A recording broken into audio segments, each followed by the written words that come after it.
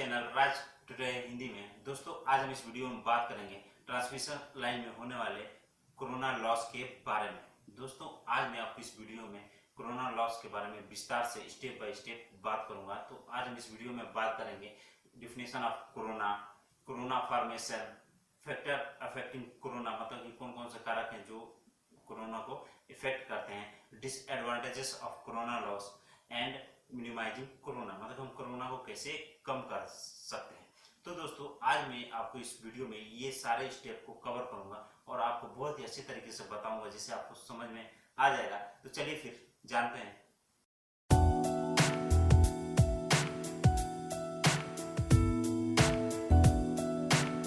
दोस्तों सबसे पहले हम बात करेंगे कि कोरोना इफेक्ट होता क्या है।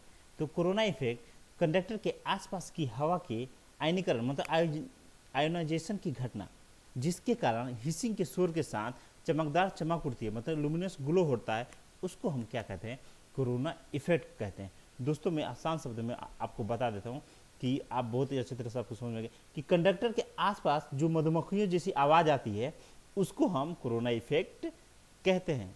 तो दोस्तों आपको समझ में आ गया होगा कि कोरोना इफेक्ट क्या होता है। तो अब हम इसको विस्तार से जानते हैं कि ट्रांसमिशन लाइन में एयर जो होता है वो ड्राई इलेक्ट्रिक मीडियम के रूप में कार्य करता है।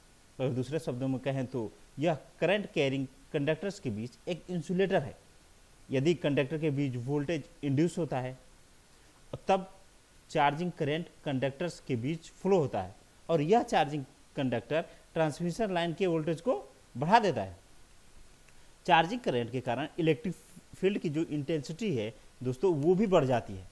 अब यदि इलेक्ट्रिक फील्ड की इंटेंसिटी बढ़ जाती है, अगर मान के चलिए इलेक्ट्रिक फील्ड की इंटेंसिटी 30 केवी से कम है, तब कंडक्टर के बीच इंड्यूस होने वाले करंट को नेगलेक्ट किया जाता है। मतलब कि उस समय हमारे हिसिंग की आवाज़ नहीं आएगी, तो उस समय हम क्या करते हैं, उसको नेगलेक्ट करते हैं, मतलब कि नहीं लेते हैं। लेकिन अगर वोल्टेज 30 केवी से आगे बढ़ता है तो कंडक्टर्स के बीच हवा क्या होता है कि चार्ज हो जाता है और हवा कंडक्टिंग होने लगता है। कंडक्टर्स के बीच स्पार्किंग तब तक होती है जब तक कंडक्टर्स के इंसुलेशन प्रॉपर्टी का पूर्ण रूप से ब्रेकडाउन नहीं होता है। दोस्तों अगर वोल्टेज की बात आई है तो हम कोरोना इफेक्ट में वोल्टेज को दो भागों में डिवाइड करके देख सकते हैं, जिससे आपको बहुत ही अच्छे से समझ में आ जाएगा। पहला है डिसरप्टिव क्रिटिकल वोल्टेज। तो डिसरप्टिव क्रिटिकल वोल्टेज क्या होता है, वह मिनिमम वोल्टेज जिस पर एयर का ब्रेकडाउन होता है और वहाँ से क्या होता है, कोरोना इफेक्ट चालू हो जाता है, मतलब कोरोना वहाँ से स्टार्ट हो जाता है, वो मिनिमम वोल्टेज। तो वो मिनिमम वोल्टेज कितना हो सकता है, 30 के भी अभी हमने बात किया, तो वो 30 के भी मिनिमम वोल्टेज हो सकता है, वो हमारा क्या हो जाएगा, डिसरप्टिव क्रिटिकल वोल्टेज। अब दूसरा भाग हम इसको क्या डिवाइड कर सकते हैं, visual critical voltage. Visual critical voltage minimum voltage है जिस पर विजुअल कोरोना स्टार्ट होता है, मतलब कि वह मिनिमम वोल्टेज जिस पर विजुअल कोरोना शुरू हो जाता है उसको क्या कहते हैं, विजुअल क्रिटिकल वोल्टेज कहते हैं। ये 50-60 के भी हो सकता है। अगर डिसरप्टिव क्रिटिकल वोल्टेज 30 के भी है तब विजुअल क्रिटिकल वोल्टेज 50 से 60 के भी हो सकता है। ये एक कंपैरिजन है डिसरप्टिव क्रिटिकल वोल्टेज और विजुअल क्रिटिकल वोल्टेज पे। और दोस्तों कोरोना इफेक्ट अधिकतर क्या होता है, इंसुलेटर के शार्प पॉइंट पर ही होता है और इसका जो कलर होता है वो लगभग वायलेट कलर का होता है। तो ये तो हो गया दोस्तों हमारा कोरोना इफेक्ट के डिफिनेशन का विस्तार से जानकारी। तो चलिए आगे बढ़ते हैं। अब बात करते हैं कोरोना फॉर्मेशन के बारे में, मतलब कि कंडक्टर के बीच कैसे लुमिनस ग्लो स्थापित हो जाता है। तो दोस्तों एयर एक परफेक्ट इंसुलेटर नहीं है, मतलब कि हम एयर को परफेक्ट इंसुलेटर नहीं कह सकते और समान परिस्थितियों में भी हवा में कई मुक्त मतलब फ्री इलेक्ट्रॉन और आयंस होते हैं।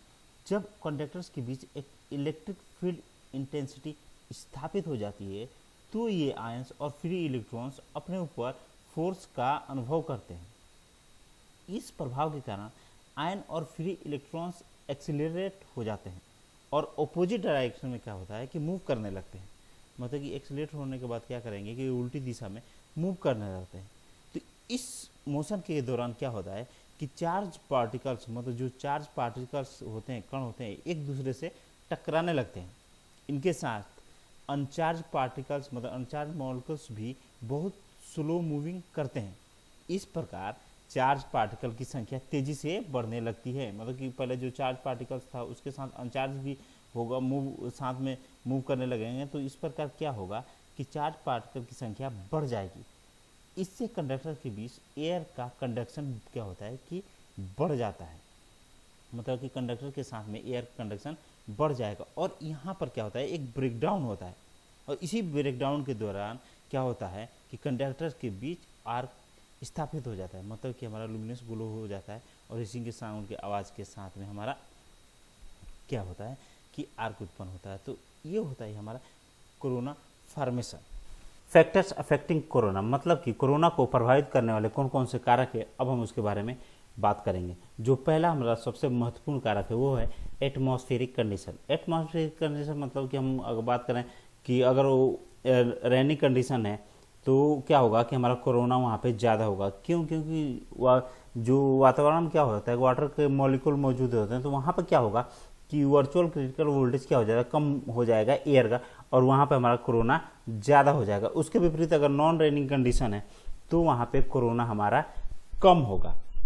दूसरा हमारा है effect of supply voltage. Supply voltage के कारण भी हमारा क्या होता है, कोरोना कम या ज़्यादा होता है। अगर सप्लाई वोल्टेज हाई है तो कोरोना लॉस लाइन्स में अधिक होता है। लो वोल्टेज ट्रांसमिशन लाइन में आयनीकरण को, मतलब आयोनाइजेशन को बनाए रखने के लिए इनसफिशिएंट इलेक्ट्रिक फील्ड के कारण कोरोना नेग्लिजिबल है, मतलब कि यहाँ पे शून्य होता है। अब अगला हमारा कंडीशन है इफेक्ट जो कोरोना करता है, अगला है the condition of conductor service. यदि कंडक्टर स्मूथ है तो इलेक्ट्रिक फील्ड रफ सरफेस की तुलना में अधिक समान होगा। कंडक्टर खुरदरापन, जैसे कि गंदगी, धूल के जमाव और खरोच, स्क्रैचिंग आदि के कारण होता है। तो इस प्रकार रफ लाइन क्या होता है, ट्रांसमिशन लाइन में कोरोना लॉस को कम कर देता है। अगला कारण है air density factor. Corona loss air density factor के इनवर्सली प्रोपोर्शनल होता है। इनवर्सली होता है, डायरेक्टली इनवर्सली, मतलब corona loss air density factor के क्या होता है कि इनवर्सली प्रोपोर्शनल है। मान लीजिए अगर पहाड़ी क्षेत्र से गुजरने वाली ट्रांसमिशन लाइंस में कोरोना लॉस मैदानी क्षेत्र से गुजरने वाली ट्रांसमिशन लाइंस से में अधिक होता है, क्योंकि पहाड़ी क्षेत्र में एयर डेंसिटी कम होता है। तो ये तो हो गया एयर डेंसिटी फैक्टर। अब हम अगला फैक्टर की बात करते हैं, इफेक्ट ऑफ सिस्टम वोल्टेज। मतलब कि सिस्टम वोल्टेज के कारण भी हमारा कोरोना पे इफेक्ट होता है। वो कंडक्टर्स के चारों ओर इलेक्ट्रिक फील्ड इंटेंसिटी कंडक्टर के बीच पोटेंशियल डिफरेंस पर डिपेंड करता है। यदि पोटेंशियल डिफरेंस हाई है तो इलेक्ट्रिक फील्ड क्या होगा कि इंटेंसिटी भी हाई हो जाएगा। इस प्रकार कोरोना लॉस भी क्या होगा कि हाई हो जाएगा। कोरोना लॉस वोल्टेज इंक्रीज के साथ इंक्रीज होता है। अगला महत्वपूर्ण एक कारक है द स्पेसिंग बिटवीन कंडक्टर्स। यदि दो कंडक्टर्स के बीच डिस्टेंस कंडक्टर के डायमीटर की तुलना में बहुत अधिक है तब कंडक्टर में कोरोना लॉस होता है। यदि इनके बीच डिस्टेंस को कुछ सर्टेन लिमिट्स के साथ बढ़ाया जाता है तो इनके बीच डाई इलेक्ट्रिक माध्यम डिक्रीज हो जाता है और इस प्रकार कोरोना लॉस भी रिड्यूस होता है। कोरोना को प्रभावित करने वाले कारक जानने के बाद अब हम बात करते हैं डिसएडवांटेजेस ऑफ कोरोना लॉस। मतलब कोरोना लॉस के कौन कौन से डिसएडवांटेजेस हैं, हम अब इसमें वन बाय वन करके बात करेंगे। जो पहला है हमारा कंडक्टर्स में जो ग्लो दिखाई देता है, मतलब जो वायलेट कलर का ग्लो दिखाई देता है, उससे हमको क्या मालूम चलता है कि हमारा लाइन्स में क्या होता है, पावर लॉस हो रहा है। ये हमारा एक कोरोना लॉस का डिसएडवांटेज है। दूसरा है कोरोना इफेक्ट के कारण ऑडियो नॉइस होता है। तो ऑडियो नॉइस हो रहा है दोस्तों, तो ये भी एक पावर लॉस का कारण है, तो ये भी हमारा एक डिसएडवांटेज है। तीसरा है हमारा कोरोना इफेक्ट के कारण कंडक्टर में वाइब्रेशन होता है। चौथा है हमारा कोरोना इफेक्ट ओजोन जनरेट करता है, जिसके कारण कंडक्टर क्रोसिव हो जाता है, मतलब संचारक होता है उसमें जंग लग जाता है, जिससे खराब होने की संभावना बढ़ जाता है। पांचवा है हमारा corona effect non sinusoidal signal produce करता है, जिससे लाइन में नॉन साइनोसोडल वोल्टेज ड्रॉप होता है। छठा है हमारा कोरोना पावर लॉस के लाइन की इफिशियंसी को रिड्यूस करता है, मतलब लाइन की इफिशियंसी को भी कोरोना क्या करता है कि कम कर देता है इफिशियंसी को। सातवां है और आखिरी हमारा डिसएडवांटेज कोरोना लॉस का है कोरोना इफेक्ट के कारण लाइन पर क्या होता है, रेडियो और टीवी के सिग्नल में भी क्या करता है कि हस्तक्षेप वो करता है। दोस्तों, कोरोना लॉस के बहुत सारे डिसएडवांटेजेस हैं। कोरोना ट्रांसमिशन लाइन की क्षमता को कम कर देता है, इसलिए कोरोना को कम करना बहुत ही आवश्यक है। तो कोरोना को कंट्रोल करने के लिए हमको निम्न फैक्टर पर विचार कर सकते हैं, जिससे हमारा कोरोना कम हो जाएगा। तो कोरोना को कम करने के लिए जो हमारा पहला फैक्टर है वो है कंडक्टर डायमीटर। कोरोना लॉस को कम करने के लिए कंडक्टर डायमीटर को इंक्रीज करने की यह विधि बहुत ही इफेक्टिव है। दोस्तों, कंडक्टर का व्यास मतलब डायमीटर खोखले कंडक्टर का उपयोग करके और एसीएसआर कंडक्टर का उपयोग करके बढ़ाया जा सकता है। दोस्तों, ये हमारा जो कंडक्टर ट्रांसमिशन लाइन में यूज होता है वो एसीएसआर कंडक्टर यूज होता है। एसीएसआर का फुल फॉर्म होता है एल्यूमिनियम कंडक्टर स्टील रेनफोर्स। दूसरा हमारा फैक्टर है voltage of the line. Transmission line का वोल्टेज आर्थिक विचारों से तय होता है। डिसरप्टिव वोल्टेज को बढ़ाने के लिए कंडक्टर की स्पेस को बढ़ाया जाना चाहिए, लेकिन इस विधि में कुछ लिमिट्स होती हैं दोस्तों।